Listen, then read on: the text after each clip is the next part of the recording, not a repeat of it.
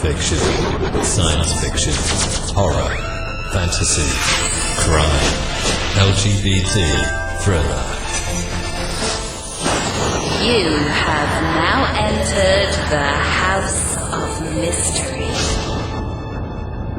with your hosts, Eric Shapiro, David North Martino, John Copenhaver, and Al Warren. Heard on KCAA 106.5 FM Los Angeles, 102.3 FM Riverside, and 105.0 AM Palm Springs. All right, you are back in the House of Mystery, and for the interview, we have the author of A Murder in My Hometown, Rebecca Morris. Thank you for being here. Well, thank you, Al and Julie. I look forward to talking to you. Well, yeah, now, this is quite the book. How did you get involved in this story and enough to make you actually want to write a book?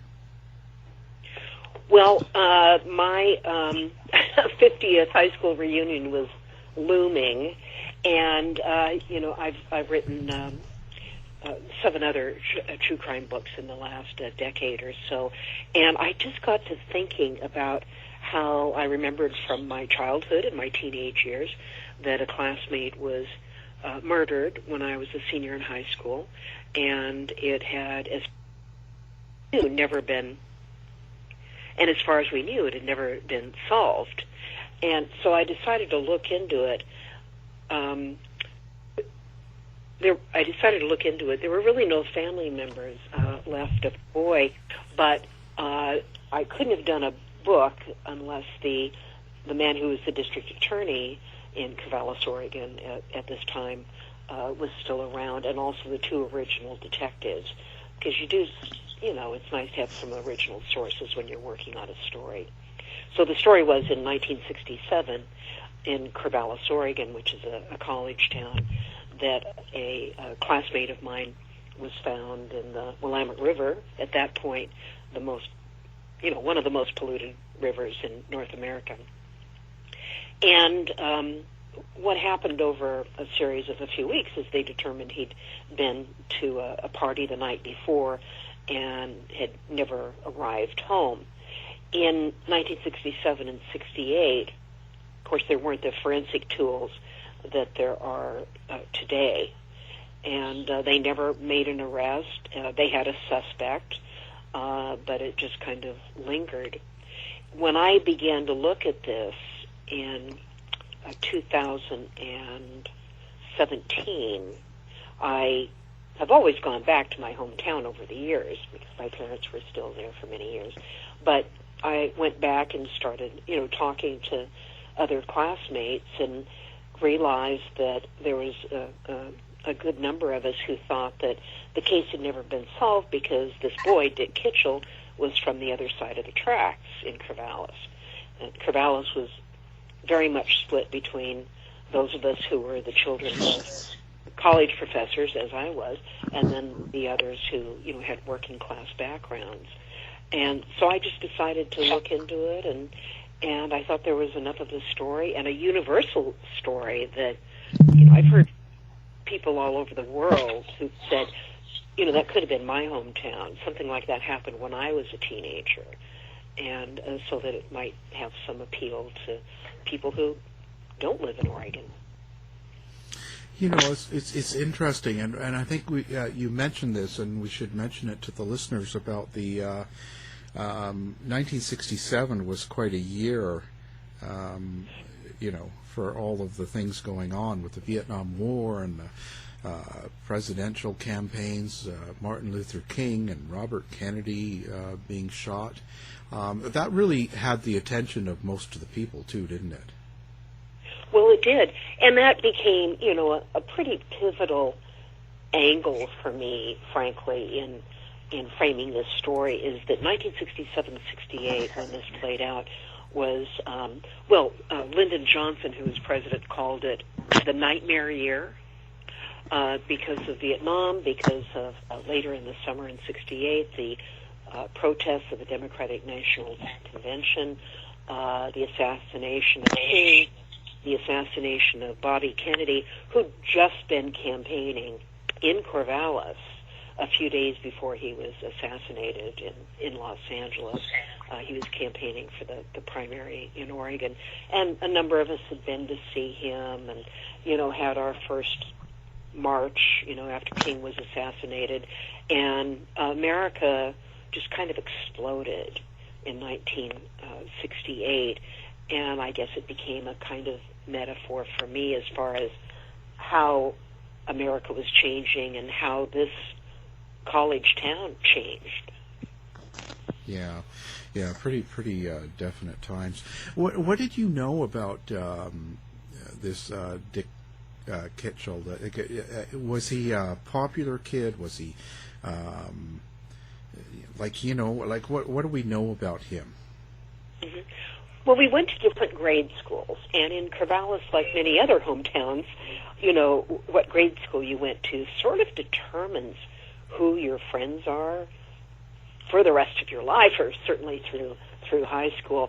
But we were at the same junior high school, and I know he was in a class or two of mine. He tended to, in high school, take the more a different kind of class, not college placement classes, which a lot of us were in. He was taking shop classes, which is great.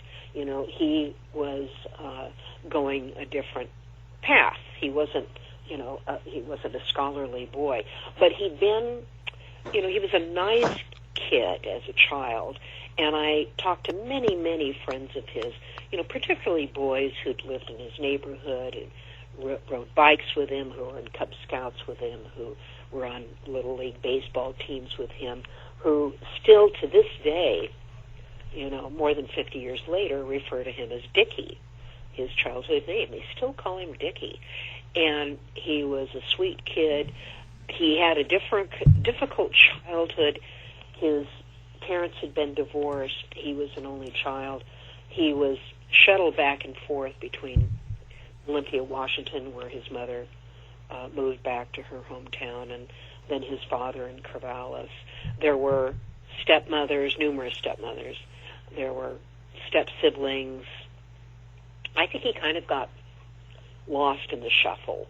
His father owned a shoe repair shop in Corvallis, very much, working class.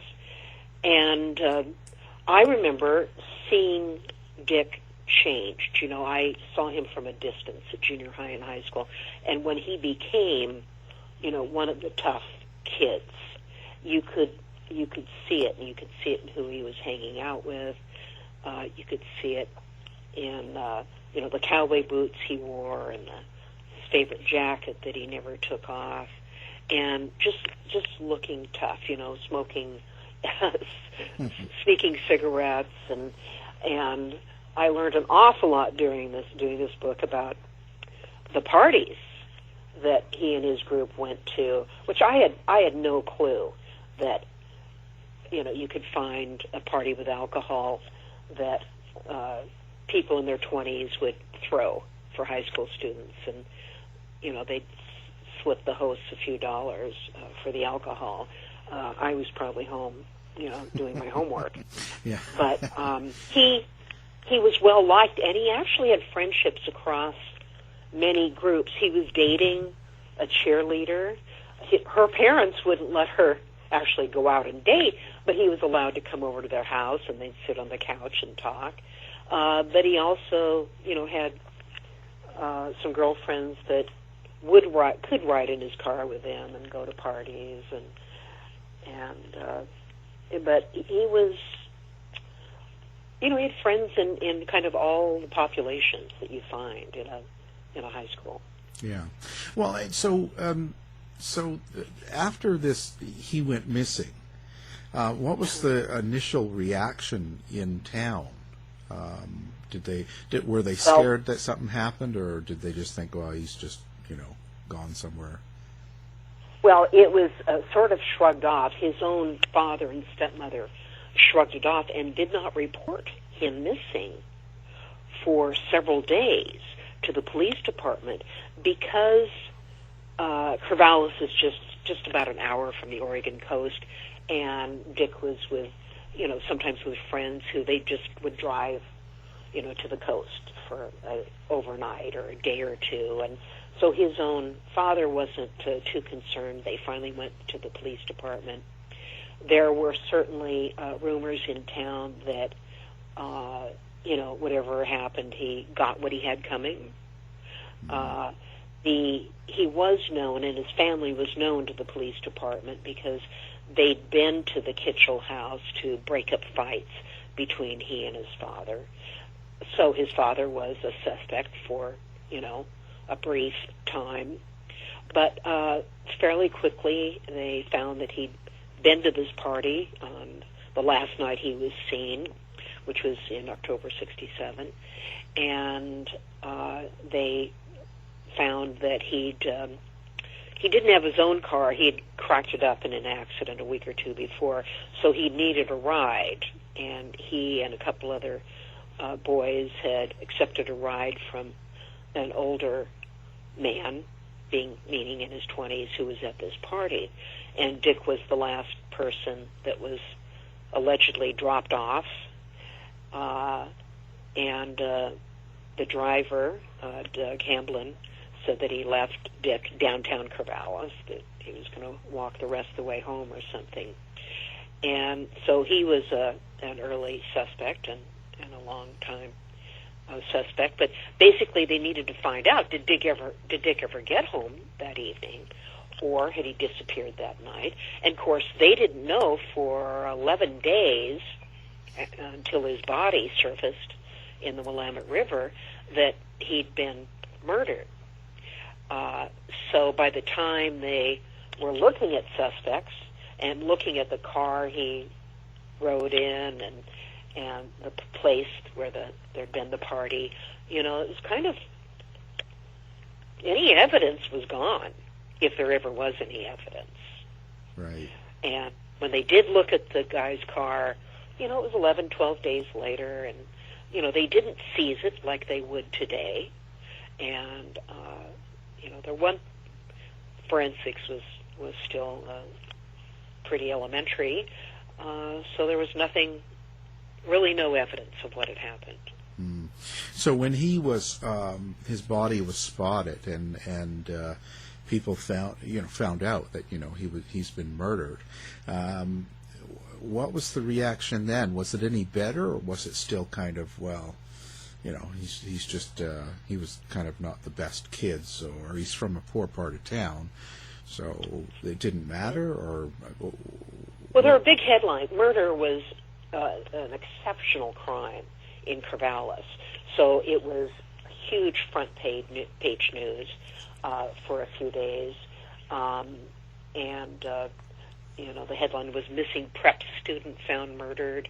Well, prep student meaning something different than, just a high school class student. So there was coverage in the local paper. I remember very, very vividly that, so he was found on a Saturday by two boys who were fishing off a dock in the Willamette River, and his body had been submerged for 8 or 9 or 10 days, and then, came to the surface and was floating. The Willamette River actually runs north, so he was floating up the river, and they spotted it and ran for help.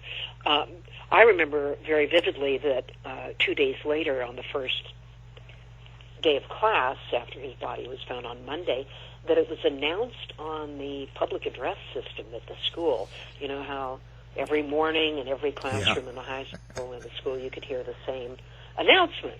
Yeah. And I don't remember that they used the word murdered, but I remembered their mentioning that he'd been found dead, which, I don't think they would do that today. And I was also very intrigued with thinking about how differently, today the media would go to the high school, would interview his friends, would kind of help try to find out what had happened. There would be counselors at the school, wouldn't there? There was nothing like that. Right. There was just, this boy had been murdered. the police came to the school and talked to some of his friends. A lot of interviews were done, away from the school. It was just a very different time. And most people that I talked to said, their parents didn't talk about it with him. They didn't want to know, how his friends were reacting, and a lot of the students went to the funeral by themselves. I think, the parents weren't very involved in this. Yeah, it's too bad. Now, what did the police do in their investigation? Was it pretty thorough? Were they really involved in it, or did they just sort of kind of push it aside? Well, I think they gave it their all, and I looked. I spent 2 years looking at it, and with talking to the original detectives, and while Dick's friends might have felt that it wasn't really pursued because he was from the wrong side of the tracks, I found a lot of evidence that wasn't true, that they gave it their all, that they constantly, these two detectives constantly went back to the DA to say, we think we have enough to bring charges, we know who did it. And, then and now, prosecutors are pretty conservative about what cases they bring. They want to win. They know what juries will, when they will indict and when they won't indict. And the DA just didn't think that the proof was there. There was an awful lot of, incriminating evidence. And, the last person to see him, that's always important in a case. Doug Hamblin being the last person to see Dick and giving him a ride. And then things like, Dick's parents said the first night, where's his jacket, his beloved jacket he never took off. Well, it turned out it had been left in the suspect's car. He told police. He didn't know who it belonged to. It was the size of a child. Dick was rather a smallish boy, even at age 17, and he'd given the coat away. So they got back the coat, but what they determined is that he'd been in a pretty good fist fight, and there'd been an altercation at the party house where he'd been, but he wasn't wounded there. But that at the time of his death, there'd been a fist fight, and then he'd been strangled, not with bare hands, but with a piece of cloth, perhaps with the coat, with somebody's elbow, and then he'd been, put in the river. So it certainly pointed to this last person who saw him, but the DA didn't think there was enough to bring charges. But it's true that the investigation, slowed and finally kind of died off within a year of Dick's murder. They didn't have anywhere really to go with it. But I thought that they, I could see from the original police report the extent they went to talk to people, and to get, to give polygraph tests. This fellow who was the best suspect and was, failed 3 polygraphs, and even in those days that was pretty damning information. Yeah. What do we know about that guy, Doug Hamlin? Like, was he in a lot of trouble? Was he kind of a bad character, or was he upstanding? Like, do we know anything? Well, we do. We know a lot, and I talked to a lot of people who knew him, and one of his ex-wives was very, very forthcoming. So he had graduated from the same high school, or he'd attended the same high school. I don't think he ever graduated. So he was 22 to Dick's 17, and he'd already been married and divorced and had an infant child. He'd been in some trouble himself with the police. He and he hung around, these parties. Now, why these mid-20-year-olds liked hanging out with 16, 17-year-olds, I don't know. I think what they had in common was alcohol. But Doug had a rather unusual childhood himself. His mother had been married 8 times, twice to the same person, and she was very defensive of him, and he was very protective of her. So he'd had a lot of ups and downs with jobs he had or lost. And his mother sounds like Liz Taylor. Oh my God! Well, she was actually quite a beloved character in Corvallis. She was a taxi dispatcher. She'd worked at some bars, and she was a rather well-known character. And then Doug's father, who was one of the many husbands, was also kind of a character. My favorite story about him was that he'd lost his driver's license because of DUIs and everything. So one night he wanted to go down to the Peacock Tavern on 2nd Street in Corvallis, which is still there. And so he drove his tractor, since he couldn't legally drive a car down there. And he parked the tractor and, proceeded to get drunk, and then was arrested driving the tractor away from the tavern a few hours later, and was represented by the most famous, defense attorney in Corvallis, and who got him off. But it's stories like that from the 1950s that are just so colorful, say so much about a small town. Yeah. And some of the people that inhabited it. But it was, what I really loved about also doing this book is not only looking into the mystery of what really happened to Dick Kitchel, but we grew up, he and I and the others. This was the Cold War, and this is when in grade school, we practiced duck and cover exercises, and there was a good chance Corvallis was on Russia's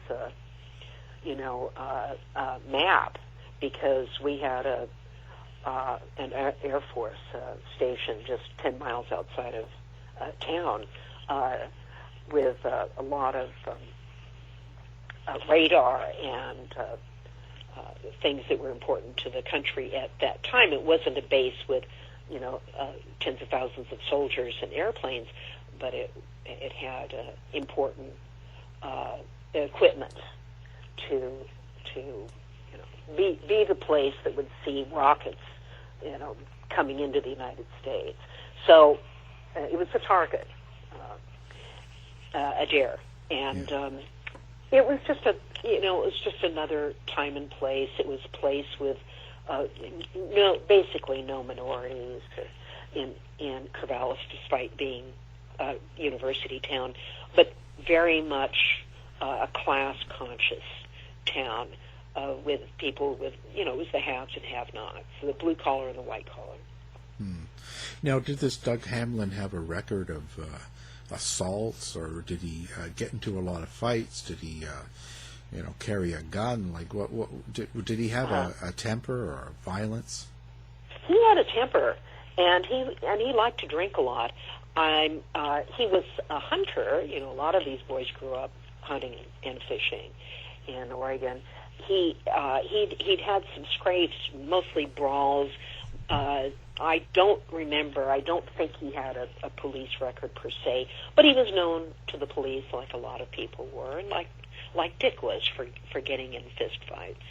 But in those days, like they did, they might police would arrive at the house or the bar and sort of extinguish what was going on, and that was that. And you could, in fact, escape arrest. So he was known as a bit of a troublemaker, and had some wild years. Yeah. What did the police think of his motive? Did they have a motive or an idea of why he would kill this younger kid? Well, there really was no motive.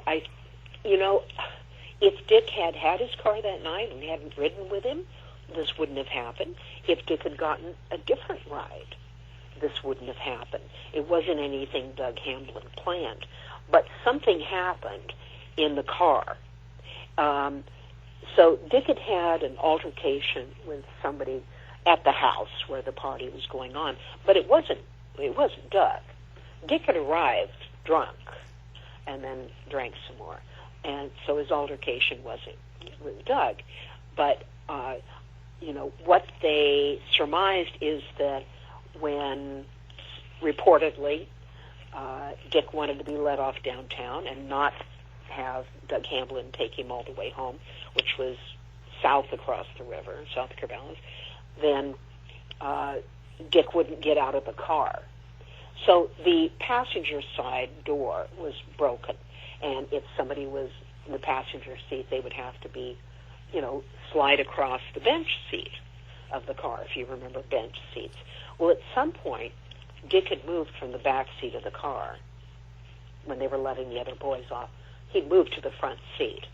And Doug told the police Dick wouldn't get out of the car, and he dragged him across the seat. But that Dick was alive and well when he left him standing on the street corner. If he was pulling Dick out of the car, and Dick didn't want to be pulled out, they must have gotten into a fist fight right then. And maybe by accident, Doug Hamblin put his arm and elbow around Dick's neck and into a chokehold. It's very likely it happened like that. I don't know if in 1967 would that be manslaughter charge rather than murder, but it was a chokehold. But Dick also had a lot of bruises around his eyes and on his throat. So there had been a good fight, and then he died in the chokehold. Okay, so he died of the strangulation then, eh? Yes. Wow, that's crazy. So now this has gone on, and it's still officially a cold case. They've never prosecuted this, have they? They had never prosecuted it, and in the 60s there just was the determination there wasn't enough evidence to make any arrest, including Doug Hamblin. Finally, Dick's father had been cleared by a polygraph and everything, but it's so fascinating to read police reports from those days, because the detectives would go into the shoe repair shop and talk to Dick's father and stepmother, and they would get yelled at, and they wanted to be left alone. They weren't really. His father never ever called the police once to ask, okay, what's going on with the investigation into my son's murder. Never once. And they finally took a polygraph, and he was cleared. So Doug Hamblin, came and went from Corvallis. He remarried a few times. He got into a little bit of trouble over the years.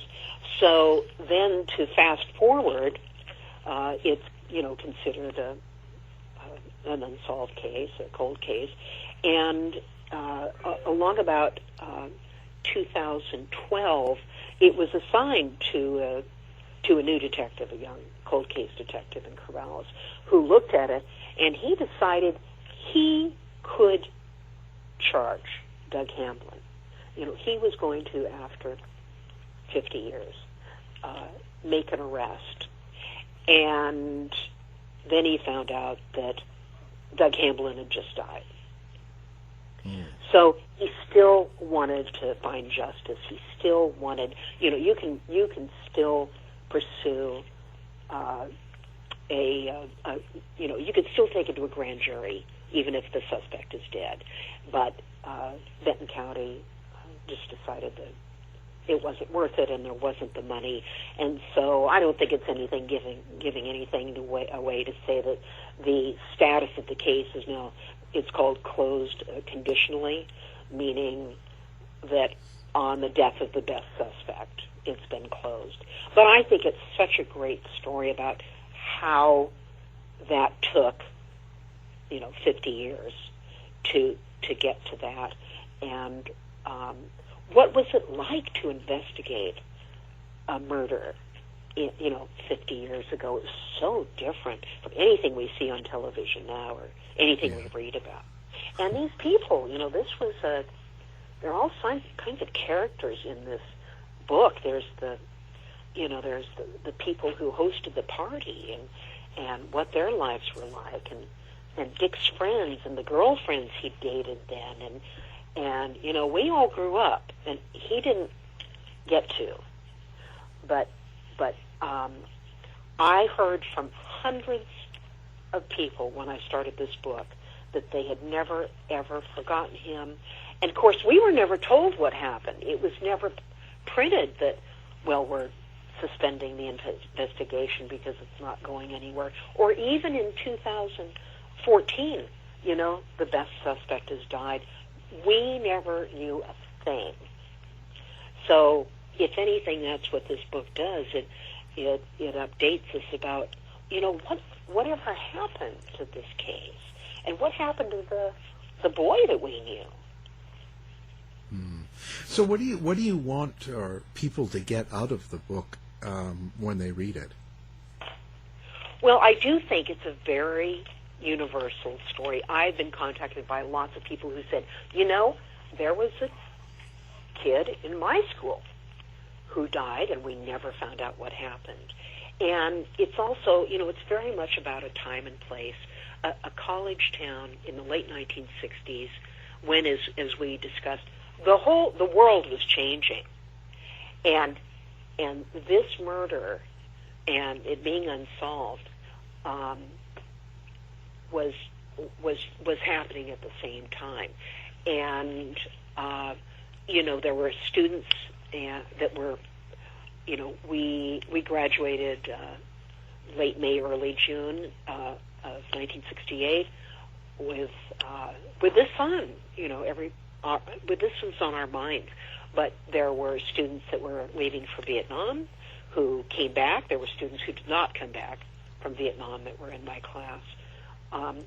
There were students I talked to who now can reveal, what they were really like in high school, and that they knew that they were gay and couldn't come out, and the world was changing for us at exactly the moment that this happened. So our town changed, and we changed, partly because of this unsolved murder, partly just because America was, there were so many wars at home, as well as, the infamous living room war in Vietnam. It's just to really, there was just so much happening around the country. And also, they thought, his friends thought his death was ignored. And, but, I found out it wasn't. It was such a dramatic year in America. Yeah, well, thank God it's all stable and nothing's happening now. I mean, yes. Everything's well put, Al. Yeah, everything's boring now. We just all do nothing. Yeah. So, and there's no living room battles anymore. Yeah. But, crime wasn't. It was again. I think it was rare in a lot of American towns, and now it isn't, and we see it. We've learned a lot more about how crime is investigated, and this was, this murder was played out during, it was just a different time. And frankly, I've always had this view of Corvallis as very kind of idyllic. And what I found out doing the book is that it wasn't. There were lots of people with problems. There was lots of class differentiation. People had secrets just like they do now. Yeah. Oh, yeah. Yeah, it was just a different life, different time, but there were still, people are people, and... people are people, yes. Yeah, it goes on small towns or big cities. It's just, I think we're more exposed to these things now, and the internet and everything just blew the world up, It's sort of, we realize who's living around us now more. Exactly. Yeah. I have a quote at the front of the book from the from the movie Pleasantville, the 1998 movie, where, the teenagers are sort of trapped in the black and white world of television in the 1950s, and that's how I sort of always saw Corvallis is this, but nothing is really truly idyllic. There's always something behind what you see. Yeah. Yeah, I think the idea of the small town, being all perfect is just not really. Yeah. It's just not real. But it's something we always thought. It's what we thought. I had, it sounds like I was pretty naive, and I guess I was, but I had classmates tell me when I was working on the book that they couldn't wait to get out of Corvallis. They couldn't wait to move away. They couldn't wait to go to college. And, their hometown was not the same as mine. We saw it differently. And I have to say, I'd never thought of that till I was working on this book, that not everybody, had the same experience. Not everyone has the same experience in their own hometown. No, actually, and it's true. I think that we just take it for granted that everyone sees things the same and feels the same, but especially back then, because we weren't connected in other than your friends and the people around, you didn't find out what they thought, now everybody sees it on Facebook. Of course. And they're friending and unfriending each other and fighting because they didn't realize that it's a different world, I don't know. It is a different world. And, I learned that, even in the 1960s, there were parts of Corvallis, especially the outskirts, and there was, it's a big farming community too, but there were still a lot of homes with outhouses into the 1960s. And meanwhile, my parents' friends, who were, one family, wealthy physician, I remember we went to their house for, a Christmas party once, and they showed us their bomb shelter they were building. It's just extremes. Yeah.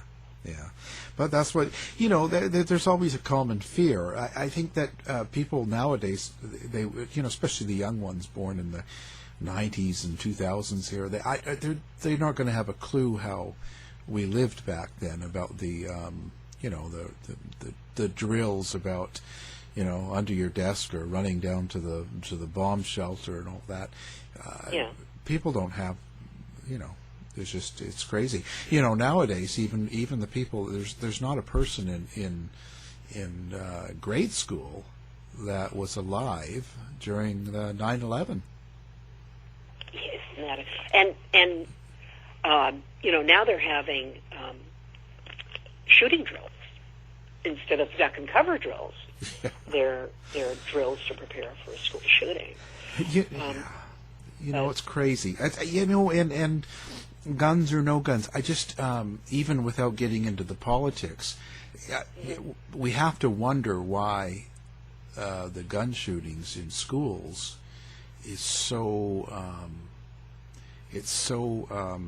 prevalent in the U.S. as compared to all the other countries. Yes, as we know, it's really an American. Yeah, it's pattern. something in the culture. There's something going on in the U.S. that we have these mass shootings. I mean, you would still have them in other countries like Canada and like the UK or Australia, and they have them, but not one every day. That's true. So there's something born in the culture that I always question that, and I don't, not even talking about gun legislation or anything like that. It's just kind of you have to wonder what draws people to do that, and yeah, and I do think. I've written some about school shootings. We had one in Washington State in 1996. The boy was 14, and he actually the Columbine kids copied him, essentially, and he was one of the young people. He was sentenced to life without parole. He was actually 16 by the time he was sentenced, but then he just got a new sentence because the U.S. Supreme Court said that's cruel and unusual punishment to give a minor life sentence. So instead, he's serving a couple hundred years. But 2,000 young people who were sentenced when they were minors have gotten new sentences. But there's something about the copycat. I think they realize they're going to become well known for a few weeks, a few months. Yeah. But I believe home ownership of guns in America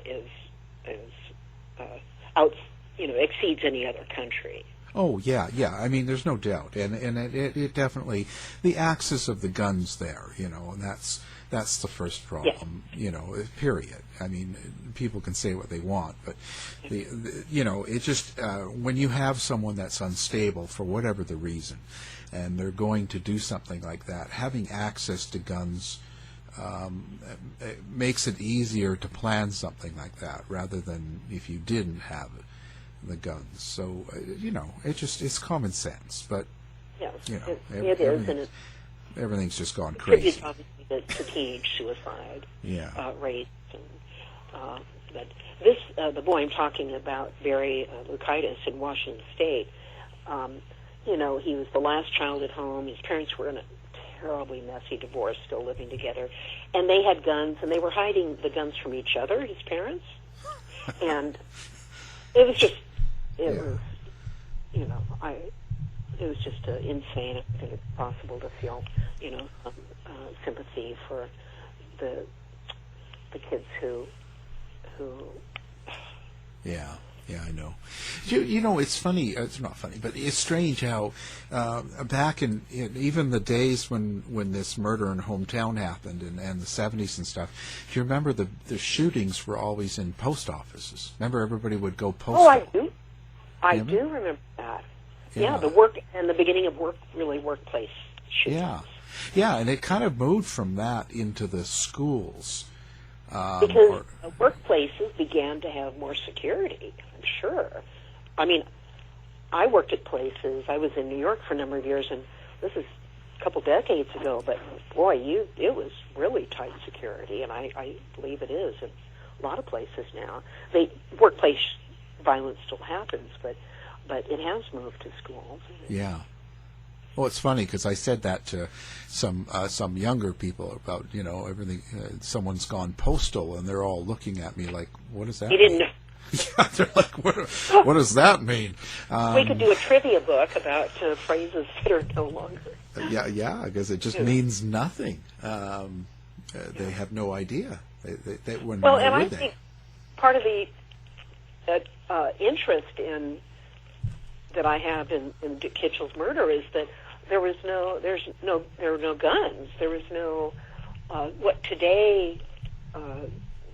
We just had 3 shootings in downtown Seattle in a 24-hour period 2 weeks ago. The same block, and one of them considered a mass shooting. 8 people shot. One died. Yeah. there's not much mystery to a crime like that. Yeah. You know, I always like, you know, if you're going to spend 2, 3, 4 years on a book, you know, there needs to be some sort of mystery. Yeah, there's got to be more to it.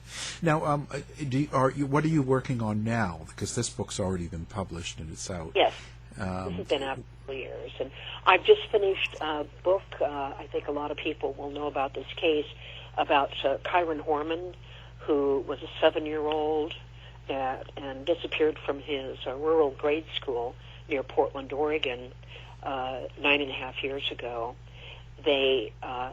He was living with his father and his stepmother, and his stepmother is certainly a suspect. She's never been officially named a suspect. He has not been found. There's never been a charge or any adjudication in this case. It's an open case. I worked with his mother, interviewed her, you know, hundreds of hours over the last few years. So it'll be the first book about Kyron Horman. You know, and publishers don't always like open cases, but I think readers do. I think they want to know more. I think the book will make news because, you know, there's a lot that people don't know about the case, and so it's a pretty big story in the West. But it actually has been revisited over and over by, you know, Dr. Phil and Dateline and 2020 and Nancy Grace. National attention. So that'll be out in a few months. Fantastic. Now, do you have a website that people can go to? I do, okay. And I would love to hear from people, and there's a way to email me on the website, too. So it's Rebecca, middle initial T, Morris.com. Rebecca T. Morris, MORRIS.com. Fantastic. And on Facebook, I love to meet people on Facebook. Oh, dangerous.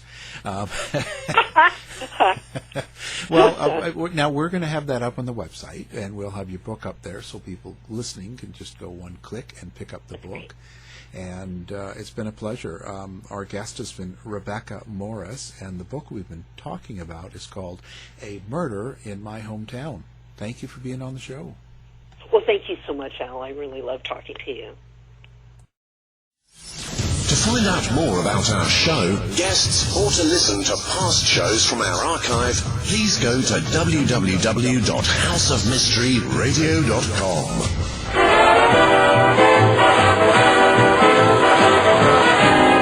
The mission has been completed. The end! By George, he's got it! It is the end! I'll say it. If you're lying to me, I'll be back. This has been a production of Something Weird Media.